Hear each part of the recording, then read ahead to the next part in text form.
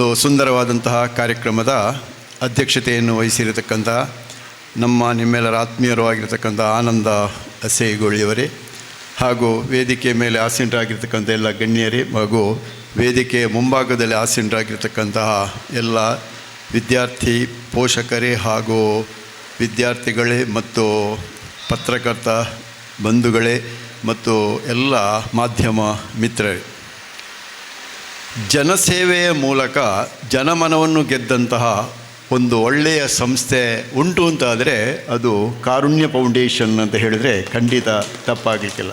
ಆದ ಕಾರಣ ತಾವೆಲ್ಲರೂ ಕೂಡ ಆ ಒಂದು ಸಂಸ್ಥೆಯನ್ನು ಅಭಿನಂದಿಸಬೇಕು. ಮೊದಲಾಗಿ ಇದು ನಾವು ಮಾಡಬೇಕಾದಂಥ ಬಹಳ ಮುಖ್ಯವಾದಂಥ ಒಂದು ಕೆಲಸ. ಯಾಕೆಂದರೆ ಈಗ ನಾವು ನೋಡ್ತಾ ಇದ್ದೇವೆ, ಎಲ್ಲ ಸಂಸ್ಥೆಗಳು ಪುಸ್ತಕ ಕೊಡ್ತದೆ, ಬ್ಯಾಗು ಕೊಡ್ತದೆ, ಕೊಡೆ ಕೊಡ್ತದೆ, ಅದು ಬೇಕಾದನ್ನೆಲ್ಲ ಕೊಡ್ತಾರೆ, ಸ್ಕಾಲರ್ಶಿಪ್ ಕೊಡ್ತಾರೆ. ಆದರೆ ಜನಗಳು ತೆಕ್ಕೊಳ್ತಾರೆ, ಮತ್ತು ಕೆಲವು ದಿವಸ ಹೋದಾಗ ಅದನ್ನು ಮರೆತು ಬಿಡ್ತಾರೆ.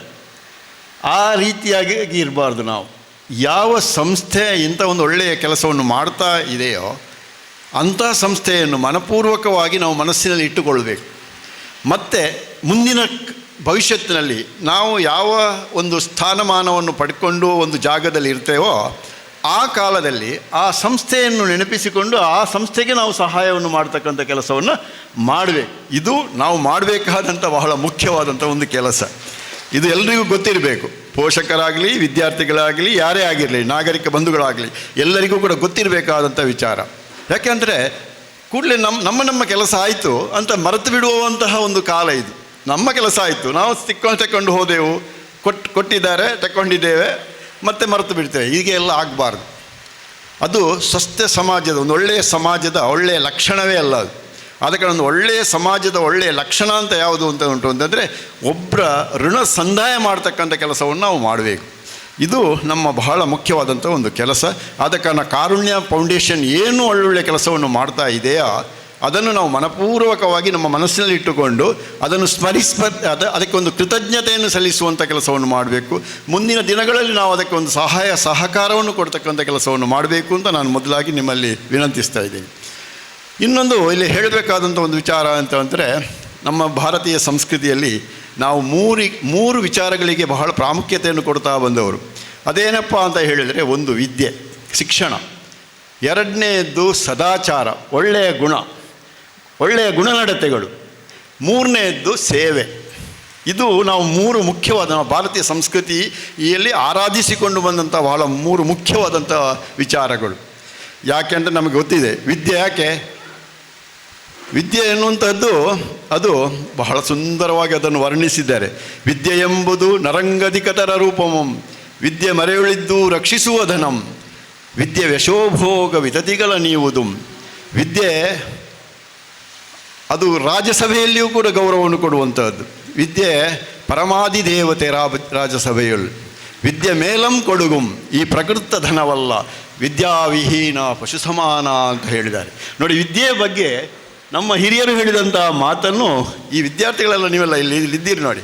ಆದ ಕಾರಣ ನೀವೆಲ್ಲ ಅದನ್ನು ನೆನಪಿಟ್ಟುಕೊಳ್ಬೇಕು. ವಿದ್ಯೆಗೆ ಮಹತ್ವ ಕೊಡಬೇಕು, ವಿದ್ಯೆಯ ಮೇಲೆ ಆಸಕ್ತಿ ವಹಿಸಬೇಕು. ವಿದ್ಯೆ ನಮ್ಮನ್ನು ಎಷ್ಟು ಎತ್ತರಕ್ಕೆ ಏರಿಸ್ತದೆ ಎನ್ನುವುದನ್ನು ನಾವು ಚಿಂತನೆ ಮಾಡಬೇಕು. ಈ ಕಾಲದಲ್ಲಿ ಈಗ ನಾವೆಲ್ಲ ಇಲ್ಲೆಲ್ಲ ಇದ್ದಾರೆ ಮಾಸ್ಟರ್ಗಳು, ನಾವೆಲ್ಲ ಇದ್ದೇವಲ್ಲ, ನಾವೆಲ್ಲ ವ್ಯಕ್ತಿಗಳಾದದ್ದು ಹೇಗೆ ಅಂತಂದರೆ ವಿದ್ಯೆಯಿಂದ, ಹಣದಿಂದಲ್ಲ. ನಾವೆಲ್ಲ ವ್ಯಕ್ತಿಗಳಾದದ್ದು ವಿದ್ಯೆಯಿಂದ. ಆದ ಕಾರಣ ಇದನ್ನು ನೀವೆಲ್ಲ ವಿದ್ಯಾರ್ಥಿಗಳಾದವರೆಲ್ಲ ಮನಸ್ಸಿನಲ್ಲಿ ಇಟ್ಟುಕೊಳ್ಬೇಕಾದಂಥ ಒಂದು ವಿಚಾರ. ಮತ್ತೊಂದು ಇಲ್ಲಿ ನಾವು ಸನ್ಮಾನ ಮಾಡಿದ್ದೇವೆ ನೋಡಿ. ಒಬ್ಬರು ಹರೇಕಳ ಹೈಸ್ಕೂಲ್ನಲ್ಲಿ ಅಧ್ಯಾಪಕರಾಗಿದ್ದವರು ರವಿಶಂಕರ್ ಮಾಸ್ಟ್ರು, ನಾನೇ ಅವರನ್ನು ಸೇರಿಸಿದ್ದು ಸ್ಕೂಲಿಗೆ. ಈಗ ಒಬ್ಬರು ಯಾರು ನಮ್ಮ ರವಿಶಂಕರ್ ಮಾಸ್ಟ್ರು, ಒಬ್ಬರು ತ್ಯಾಗಂ, ಅವರನ್ನು ಕೂಡ ನಾನೇ ಸೇರಿಸಿದ್ದು. ಮಾಡಿ ಖುಷಿ ಆಗ್ತಾ ಉಂಟು. ಯಾಕೆಂದರೆ ಅವರು ಮಾಡತಕ್ಕಂಥ ಒಳ್ಳೆಯ ಕೆಲಸ. ಒಬ್ಬರು ಮಾಸ್ಟ್ರು ಮಾತ್ರ ಅಲ್ಲ, ಅವರು ಒಳ್ಳೆಯ ಶಿಕ್ಷಕನಾಗಿ ಬೋಧನೆ ಮಾಡಿ, ಕ್ಲಾಸ್ ರೂಮಲ್ಲಿ ಬೋಧನೆ ಮಾಡಿ ಒಂದಷ್ಟು ವಿದ್ಯಾರ್ಥಿಗಳ ಮನಗೆದ್ದವರು ಮಾತ್ರ ಅಲ್ಲ, ಜನಸೇವೆಯಲ್ಲಿ ತಮ್ಮನ್ನು ತೊಡಗಿಸಿಕೊಂಡವರು. ಆದ ಕಾರಣ ರವಿಶಂಕರ್ ಒಳ್ಳೆಯ ಕಲಾವಿದರು ಕೂಡ. ಇಲ್ಲೇ ಏನೇ ಒಂದು ಕೆಲಸ ಆಗಲಿ, ಒಂದು ಪ್ರಾರ್ಥನೆ ಮಾಡಬೇಕಾಗಿದ್ದರೂ ರವಿಶಂಕರ್ ಆಗಬೇಕು. ಏನಾದರೂ ಒಂದು ಕಾರ್ಯಕ್ರಮವನ್ನು ನಾವು ಮಾಡುವುದಿದ್ದರೆ ಅಲ್ಲಿ ಅವರ ವಿಶೇಷವಾದಂತಹ ಒಂದು ಕಲಾ ಪ್ರತಿಭೆ ಅಲ್ಲಿ ಇದ್ದೇ ಇದೆ.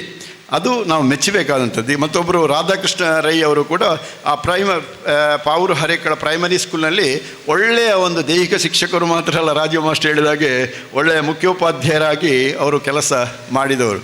ಆದ ಕಾರಣ ಅವರನ್ನು ನಾವು ಸನ್ಮಾನಿಸ್ತೇವೆ. ಇಲ್ಲಿ ನಮ್ಮ ಆಸೀಪ್ರವರಿದ್ದಾರೆ. ಆಸೀಪ್ರವರು ಒಳ್ಳೆಯ ಒಬ್ಬ ಮನುಷ್ಯತ್ವ ಇದ್ದಂಥ ಮನುಷ್ಯತ್ವ ಇದ್ದಂಥ ಮನುಷ್ಯವರು. ಯಾಕೆಂದರೆ ಬಹಳ ಒಂದು ಸಜ್ಜನಿಕೆ, ಒಂದು ವರದಿಯನ್ನು ಅತ್ಯಂತ ಸುಂದರವಾಗಿ ಚಿತ್ರಿಸಿ ಅದನ್ನು ಮಾಧ್ಯಮಕ್ಕೆ ಕೊಡ್ತಕ್ಕಂಥ ಒಂದು ವಿಶೇಷವಾದಂಥ ಶಕ್ತಿ ಇದೆ. ಅದು ಆಸೀಪುರಲ್ಲಿ ಉಂಟು. ಯಾಕಂದರೆ ಪತ್ರಕರ್ತರಿಗೆ ಎಷ್ಟೊಂದು ಶಕ್ತಿ ಉಂಟು. ಈಗ ಸಂಘದ ಅಧ್ಯಕ್ಷರಿದ್ದಾರೆ, ಇಲ್ಲಿ ಉಪಾಧ್ಯಕ್ಷರು. ಶಕ್ತಿ ಉಂಟು ಅಂತಂದರೆ ಒಬ್ಬ ಪತ್ರಕರ್ತ ಹರೇಕಳ ಹಾಜಬ್ಬನಂಥ ಒಬ್ಬ ವ್ಯಕ್ತಿಯನ್ನು ಎಷ್ಟು ಎತ್ತರಕ್ಕೆ ಏರಿಸಿದ್ದಾರೆ ಎನ್ನುವುದನ್ನು ನಾವು ಅದು ಜೀವಂತ ನಿದರ್ಶನ. ಅದು ಅಲ್ಲ, ಆ ಜೀವಂತ ನಿದರ್ಶನ ನೋಡಿ ಎಷ್ಟು ಎತ್ತರಕ್ಕೆ. ಹೊಸದಿಗಂತ ಪತ್ರಿಕೆ ಅದು ಅವರನ್ನು ಎಷ್ಟು ಮಟ್ಟಿಗೆ ಏರಿಸಿತ್ತು ಅಂದರೆ, ಈಗ ಮೊನ್ನೆ ತಾನೇ ಅವರು ಮಂಗಳೂರು ವಿಶ್ವವಿದ್ಯಾಲಯದಿಂದ ಡಾಕ್ಟರೇಟ್ ಕೂಡ ಪಡ್ಕೊಂಡ್ರು.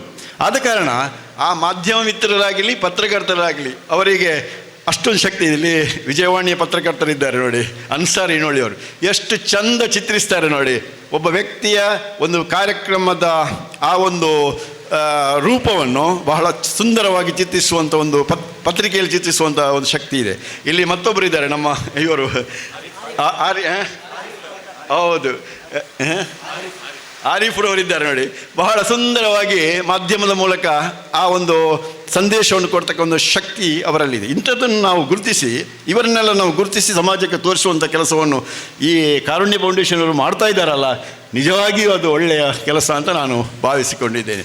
ಇದು ಮುಂದುವರಲಿ. ಮುಖ್ಯವಾಗಿ ಇದೊಂದು ದೇವರ ಕೆಲಸ. ಎಂಥದ್ದು ದೇವರ ಕೆಲಸ ಯಾವುದು, ಧರ್ಮ ಕಾರ್ಯ ಯಾವುದು ಅಂತ ಪ್ರಶ್ನೆ ಮಾಡಿದರೆ ಹೀಗೆ ಅದಕ್ಕೆ ಉತ್ತರಿಸ್ಬೋದು. ನಿಸ್ವಾರ್ಥ ಪ್ರವೃತ್ತಿಯಿಂದ, ತ್ಯಾಗ ಮನೋಭಾವನೆಯಿಂದ ನೊಂದ ಜನರ ಕಣ್ಣೀರೊರೆಸುವಂಥ ಕಾಯಕವೇ ಅದು ನಿಜವಾದ ದೇವರ ಆರಾಧನೆ ಅಂತ ನಾವು ನಮ್ಮ ಹಿರಿಯರು ಹೇಳಿಕೊಂಡು ಬಂದಂಥ ಒಂದು ವಿಚಾರ. ಇದು ನಮ್ಮ ದೇವರ ಕೆಲಸ. ದೇವಸ್ಥಾನಕ್ಕೆ ಹೋಗಿ ನಾವು ಕೈ ಮುಗಿಬೋದು, ದೇವರ ಮೇಲೆ ನಮಗೆ ನಂಬಿಕೆ ಇರಬೇಕು, ದೇವರ ಮೇಲೆ ಭಕ್ತಿ ಇರಬೇಕು, ದೇವರಿಗೆ ನಾವು ಕೈ ಮುಗಿಬೇಕು. ಇದು ದೇವಸ್ಥಾನಕ್ಕೆ ಹೋಗುವಾಗಲೇ ಕಲ್ಮಶ ಮನಸ್ಸು, ದೇವರ ಕಡೆಗೆ ಹೋಗುವ ಕಲ್ಮಶ ಮನಸ್ಸು, ಅವನ ಮೇಲೆ ಇನ್ನೊಬ್ಬರ ಮೇಲೆ ದ್ವೇಷ ಇಟ್ಟುಕೊಳ್ಳುವುದು, ದೈವ ದೇವಸ್ಥಾನದ ಮೇಲೆ ಎರಡು ಗುಂಪು ಮಾಡಿಕೊಂಡು ಸಂಘರ್ಷವನ್ನು ಮಾಡ್ತಕ್ಕಂಥದ್ದು, ಜಾತಿಯ ಮಧ್ಯೆ ಸಂಘರ್ಷವನ್ನು ಉಂಟು ಮಾಡ್ತಕ್ಕಂಥದ್ದು, ದ್ವೇಷ ಭಾವನೆಯನ್ನು ಉಂಟು ಮಾಡ್ತಕ್ಕಂಥದ್ದು. ಇಂಥದ್ದನ್ನೆಲ್ಲ ಮಾಡಿಕೊಂಡು ದೇವಸ್ಥಾನಕ್ಕೆ ಹೋದ್ರೇನು, ಮಸೀದಿಗೆ ಹೋದ್ರೇನು, ಚರ್ಚಿಗೆ ಹೋದ್ರೆ ಏನು ಪ್ರಯೋಜನ ಆಗಲಿಕ್ಕಿಲ್ಲ. ನಾವು ದೈವಸ್ಥಾನ ಮಸೀದಿ ಯಾವುದೇ ಚರ್ಚಿಗೆ ನಾವು ಮೊದಲು ಹೋಗಬೇಕಾಗಿದ್ದರೆ ನಾವು ನಿಜವಾದ ಮನುಷ್ಯರಾಗಿರಬೇಕು, ನಮ್ಮಲ್ಲಿ ಮನುಷ್ಯತ್ವ ಇರಬೇಕು. ಯಾವಾಗಲೂ ಹೇಳುವಂಥ ಮಾತಿನ ಹಿಂದೆ, ಈಗ ನಾನು ಮಾತನಾಡ್ತಾ ಇದ್ದೇನಲ್ಲ, ಮಾತಿನ ಹಿಂದೆ ಒಳ್ಳೆಯ ಮನಸ್ಸಿರಬೇಕು. ಮಾತಿನ ಹಿಂದೆ ಒಳ್ಳೆಯ ಮನಸ್ಸಿಲ್ಲ ಅಂತಾಗಿದ್ದರೆ ನಾನು ಎಷ್ಟು ಮಾತಾಡಿದರೂ ಕೂಡ ಅದು ಪ್ರಯೋಜನಕ್ಕೆ ಬರುವಂಥದ್ದಲ್ಲ, ನಾವು ಸರಿಯಾದಂಥ ವ್ಯಕ್ತಿಗಳೇ ಆಗುವುದಕ್ಕೆ ಸಾಧ್ಯತೆ ಇಲ್ಲ. ಆದ ಕಾರಣ ವಿದ್ಯಾರ್ಥಿಗಳಾದ ತಾವೆಲ್ಲರೂ ಕೂಡ ಗಮನದಲ್ಲಿ ಇಟ್ಟುಕೊಳ್ಳಿ. ಏನು ಅಂತಂದರೆ, ಹುಟ್ಟುವುದು ಸಾಯುವುದು ನಮ್ಮ ಕೈಯಲ್ಲಿ ಇಲ್ಲ, ಆದರೆ ಒಂದು ಒಳ್ಳೆಯ ಮನುಷ್ಯನಾಗಿ ನಾವು ಬೆಳೆಯುವುದಕ್ಕೆ ಅದೆಲ್ಲ ವಿದ್ಯಾರ್ಥಿಗಳ ಕೈಯಲ್ಲಿ ಉಂಟು, ನಮ್ಮ ಯುವಕರ ಕೈಯಲ್ಲಿ ಉಂಟು. ನಾವು ಜನ್ಮ ಕೊಟ್ಟಂತಹ ತಂದೆ ತಾಯಿಗಳನ್ನು ಗೌರವಿಸಬೇಕು, ಪ್ರೀತಿಸಬೇಕು.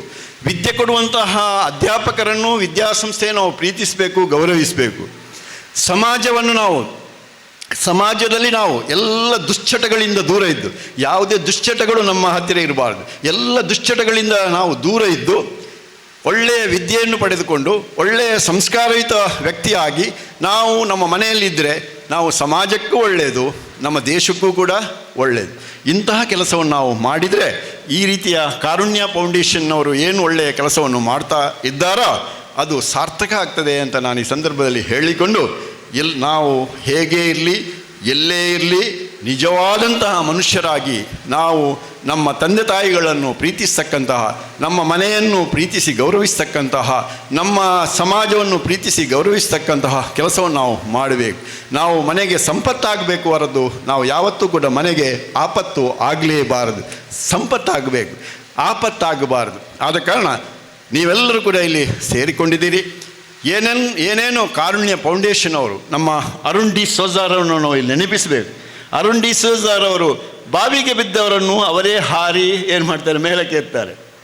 ಆಕ್ಸಿಡೆಂಟ್ ಆದವರನ್ನು ಅವರೇ ಹೊತ್ತುಕೊಂಡು ಆಸ್ಪತ್ರೆಗೆ ಹೋಗ್ತಾ ಇದ್ದಾರೆ ಅಲ್ವಾ.